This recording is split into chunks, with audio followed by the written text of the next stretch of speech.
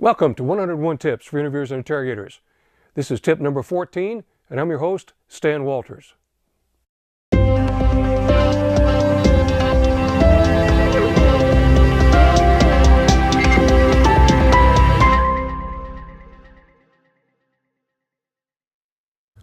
Time for tip number 14 of our 101 Tips for Interviewers and Interrogators.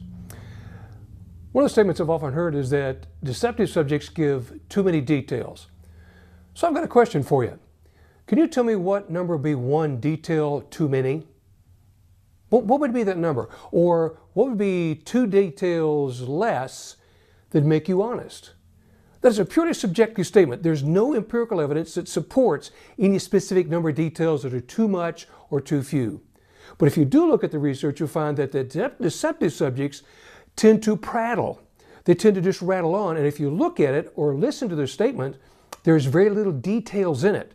There's a lot of talk, there's a lot of noise, there's a lot of action, but there's nothing specific in the information that you're giving you. However, if you look for an innocent subject, they tend to give more details that are specific. And the information that you can verify, that you can find substance to. It's because what happens with innocent people, they feel the more open they are, the more details they give, the more specific they can be, the more likely you are to understand that they are innocent individuals. Where deceptive subjects withhold information. They withhold information about time, about places, and about people. So think about the statement of whether people give too many details or not.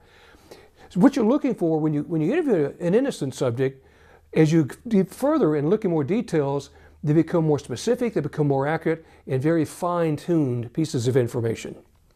Be sure to connect with me on LinkedIn, Facebook, Twitter, Instagram, so we can keep track of more courses that are coming on. Take a look at the LiGuyBlog.com. Check with us on there. Check with us on Facebook. And if you will, please, down below, give me some comments.